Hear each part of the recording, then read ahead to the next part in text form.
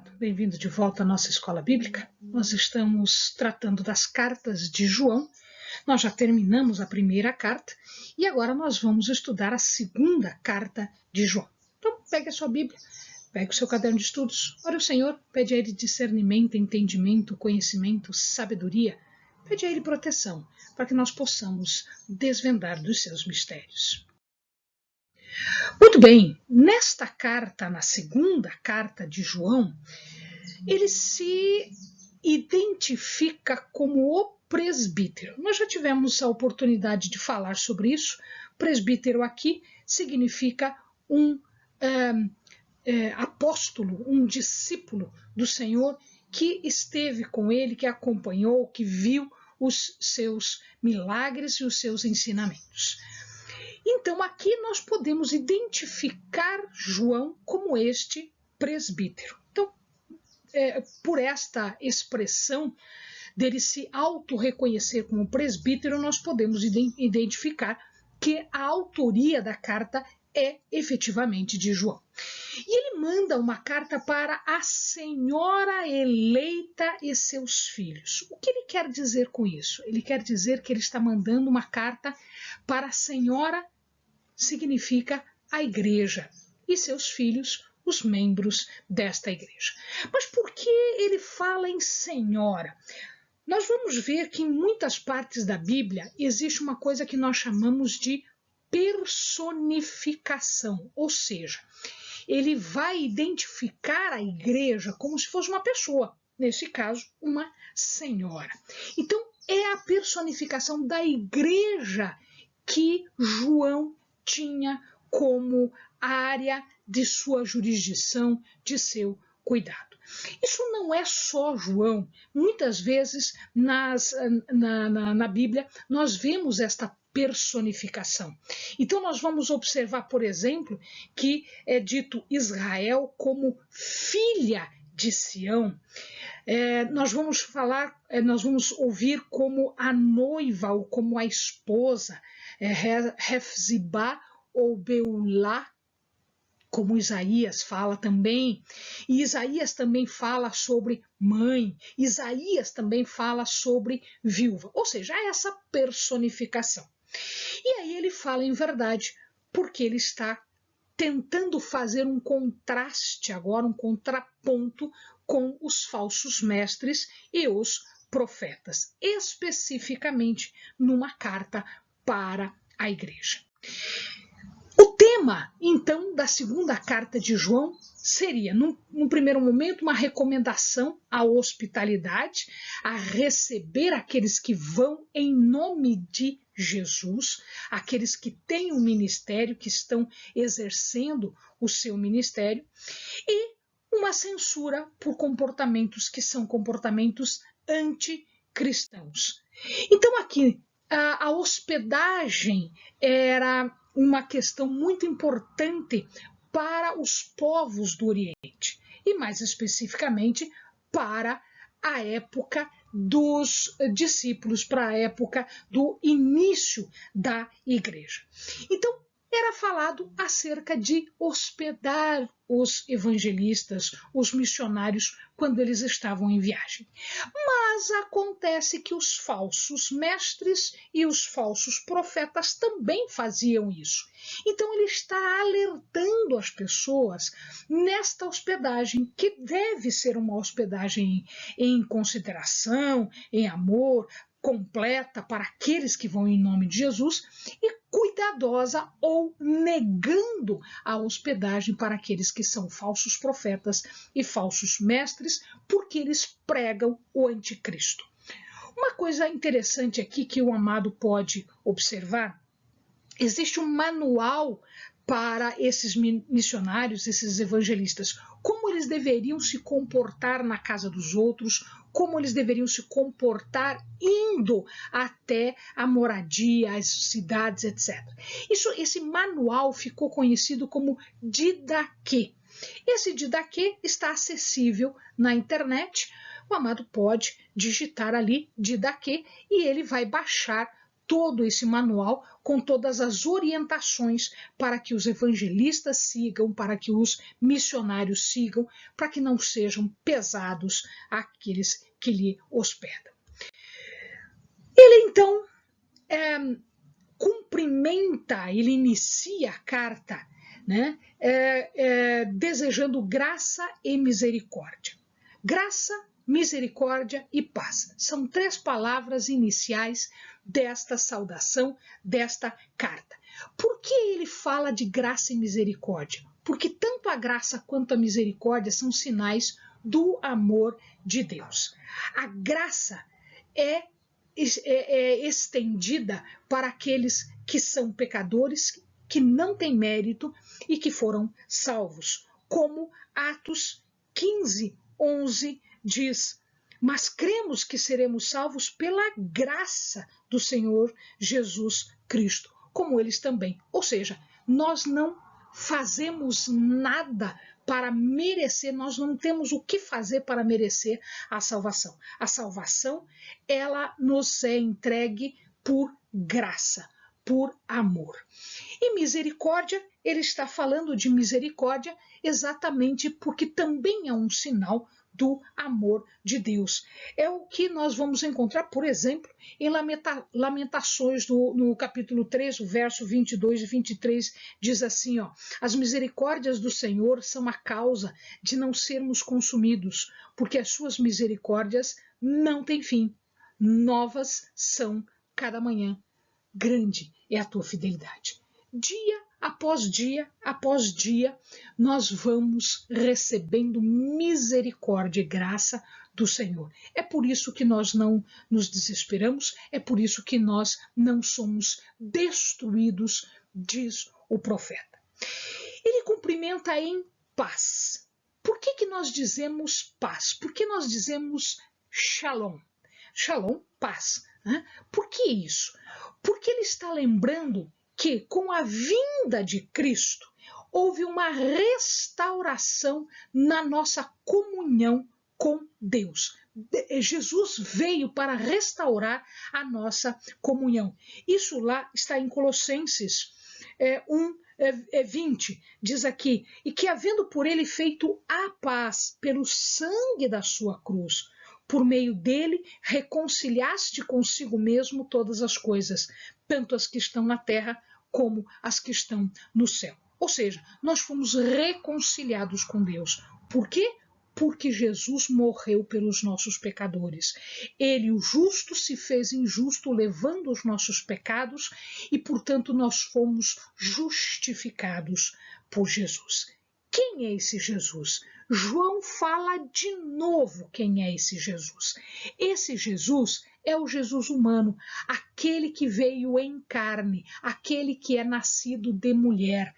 Ele é um Jesus Cristo, porque ele veio, né? Ele vem com uma missão. E a missão dele, o Cristo, a missão dele, o Messias, é de nos salvar. Mas ele veio de onde? Ele veio do Pai. Ele é, portanto, Jesus Cristo, Filho de Deus, Filho do Pai. Portanto, aqui, João, de novo, ele fala sobre a dupla natureza de Cristo e a sua missão. A natureza humana, Jesus, a natureza divina, Filho de Deus, e a sua missão como Cristo. Isso ele está renovando estas ideias, porque daqui a pouquinho ele vai falar sobre os hereges, sobre aqueles, de novo ele vai falar isso, só que agora na segunda carta, sobre aqueles que não aceitam a humanidade de Cristo, ou a divindade de Cristo, ou a missão salvífica de Cristo. Ele fala neste nome. Que nome é este? Este nome é o nome de Jesus Cristo, que a gente já estudou agorinha mesmo. E aí ele diz, nada aceitando dos gentios. Então, quando se vai fazer o ministério, quando se vai fazer a obra, diz o Didaquê, e os apóstolos e os evangelistas pregavam isso, que ele eles não deveriam buscar uma sustentação por parte dos gentios. Eles não estavam ali para se enriquecer, para se aproveitar das pessoas, fazendo qualquer coisa para ganhar um dinheiro fácil. Porque com o começo dos evangelistas, das pregações, etc., muitas pessoas viam nisso uma forma fácil de ganhar dinheiro, uma forma fácil de ser sustentado pelos outros. Então, ele dava essas orientações, e o Didaquê dá essas orientações, para que os evangelistas e os missionários não sejam pesados para os seus hóspedes. E ele está falando aqui dos falsos mestres que visavam o lucro, visavam dinheiro, eles arrancavam dinheiro, eles arrancavam coisas das pessoas, porque dizendo que estavam pregando, dizendo que estavam trazendo a palavra, eles na verdade traziam o engano, a corrupção, né, o pecado e, além disso, tiravam dinheiro dos mais inocentes, dos mais ingênuos. Tá? Ele diz que os verdadeiros missionários, os verdadeiros pregadores deveriam ser acolhidos. Sim, deveria se dar todo e qualquer suporte, apoio que eles precisassem, né, para que a missão fosse realizada, para que a missão fosse feita por eles, porque eles estavam fazendo a obra de Deus e por isso eles precisavam e deveriam ser acolhidos em amor, em cuidado, em apoio, não faltando nada para que eles pudessem fazer perfeitamente a obra de Deus. Ele fala em andar na verdade. O que é esse andar na verdade? É crer e obedecer. A desobediência, nós já vimos em outros estudos, a obediência, ela é a regra. A desobediência é uma rebelião, né? Então, por exemplo, como Lucas fala em 12:48, mas o que não a soube e fez coisas dignas de açoite, com poucos açoites será castigado. E a qualquer que muito for dado, muito se lhe pedirá, e ao que muito se lhe confiou, muito mais se lhe pedirá. Então significa dizer que João está dizendo que nós precisamos andar na verdade, que nós precisamos cumprir os mandamentos. Olha lá, e agora, Senhora, rogo-te, não como se escreve novo mandamento, senão o que tivemos desde o princípio, que nos amemos uns aos outros. E aí ele fala especificamente, e o amor é este, que andemos segundo os seus mandamentos. Exatamente porque nós podemos ter agora benefícios, nós podemos ter agora, né, coisas boas vindo desta obediência. E nós podemos, ao contrário, ter coisas ruins vindo da desobediência. Ele vai falar sobre isso daqui a pouquinho. Tá? Então, além do mandamento de crer, existe também o mandamento de amor entre os irmãos. Né? Então, este mandamento é que nós nos amemos, que nós obedeçamos aquilo que é um mandamento, que Jesus veio resgatar este mandamento, que era um mandamento lá do Velho Testamento. Agora veja, este amor que ele está falando aqui não é só um sentimento, não é isso. Esse amor é uma ação. Então, se eu vejo um irmão que está precisando, eu vou lá e ajudo. Se eu vejo que precisa fazer alguma coisa, eu vou lá e ajudo. Isto desde ajudar a limpar a igreja, desde ajudar o irmão, desde uma cesta básica, desde um pacote de arroz, desde um pacote de macarrão, um pacote de café, algum produto de limpeza, algum produto de higiene, ou seja, aquilo que o irmão precisa. O irmão está precisando de dinheiro para pagar uma dívida. Então, amados, vamos ajudar, vamos orar, vamos jejuar pelo irmão, ele precisa de um emprego, vamos orar, vamos jejuar para que o irmão consiga esse emprego. Então, amor é ação. Amor é um serviço, amor é fazer alguma coisa.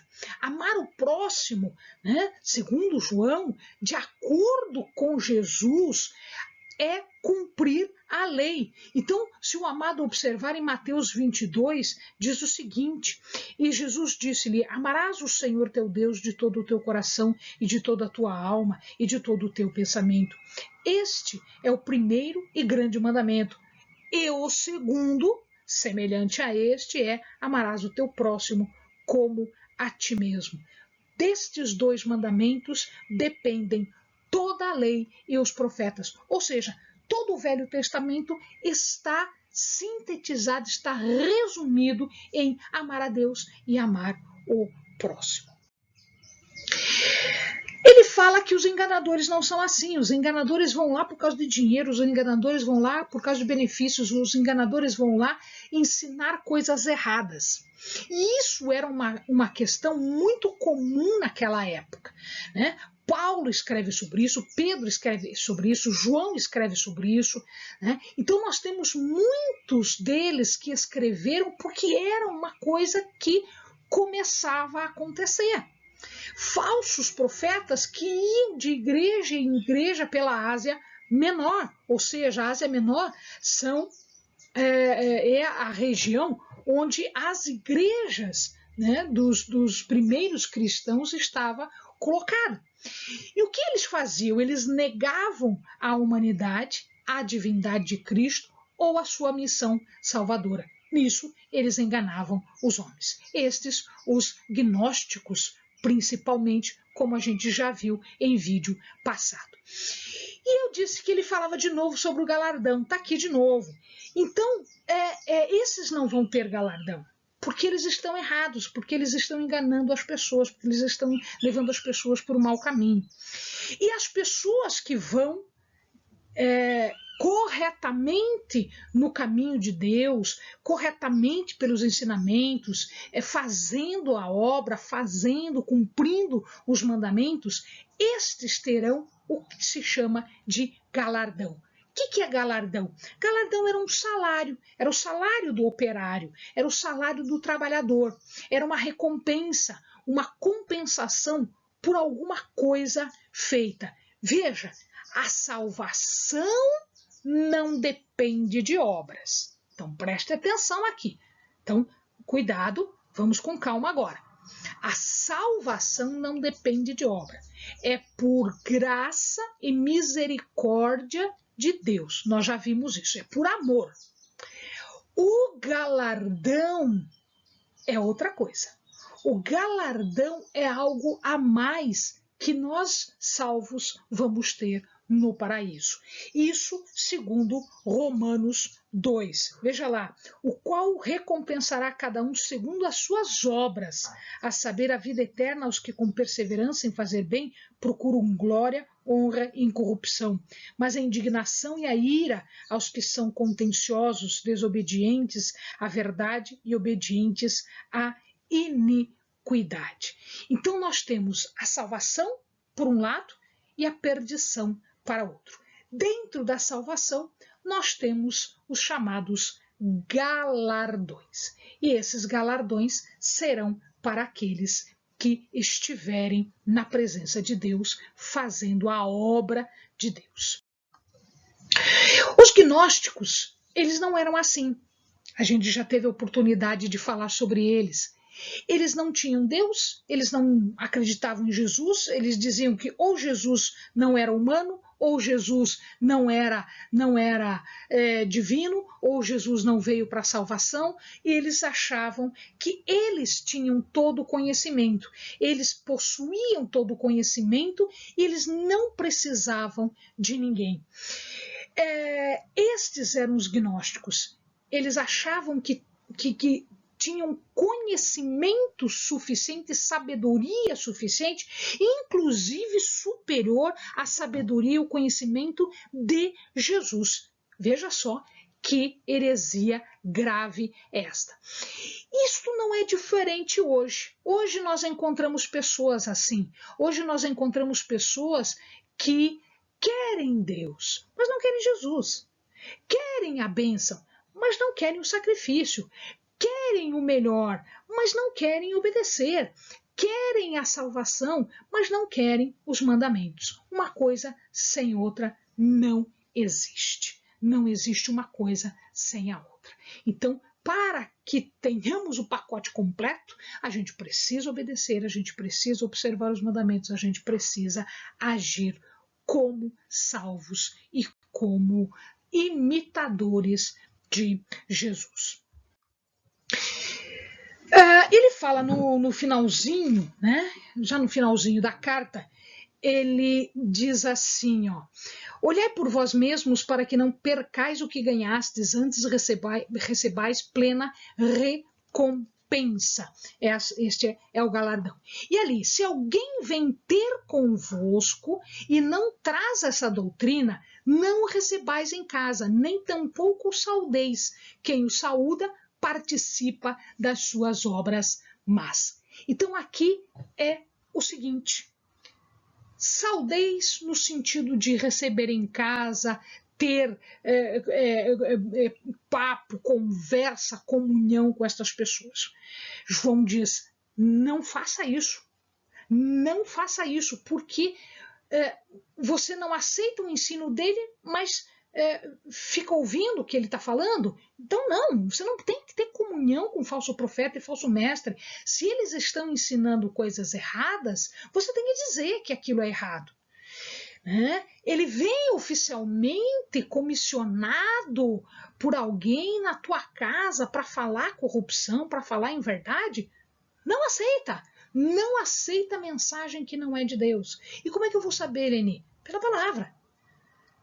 A palavra de Deus é que traz a verdade para nós.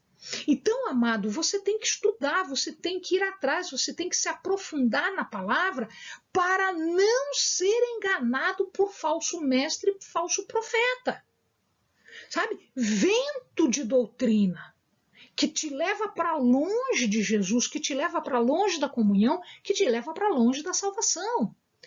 Não é uma divergência de opinião, uma divergência de interpretação, porque às vezes a gente pode, eu acho que esse texto quer dizer isso, e você acha que o texto quer dizer outra coisa. Essas interpretações não diferentes não são doutrinas diferentes, são interpretações diferentes, tá? Agora, doutrina diferente, não aceite. Não aceite. Não devemos tolerar erro, não devemos tolerar inverdade, porque a nossa salvação depende disso. E a salvação dos que estão ao nosso redor também depende disso. Finalmente, ele diz que ele precisa falar mais coisas, mas que estas coisas vão ser ditas quando ele estiver na presença, ou seja, face a face. Face a face quer dizer junto com, cara a cara. Né? E ele vai trazer outras informações. Tá? E ele saúda, né, como os filhos de tua irmã. O que são os filhos da tua irmã? Né? Se a senhora é a igreja, a irmã é a outra igreja. Então, uma igreja saúda a outra igreja. Amém, amados? Bons estudos.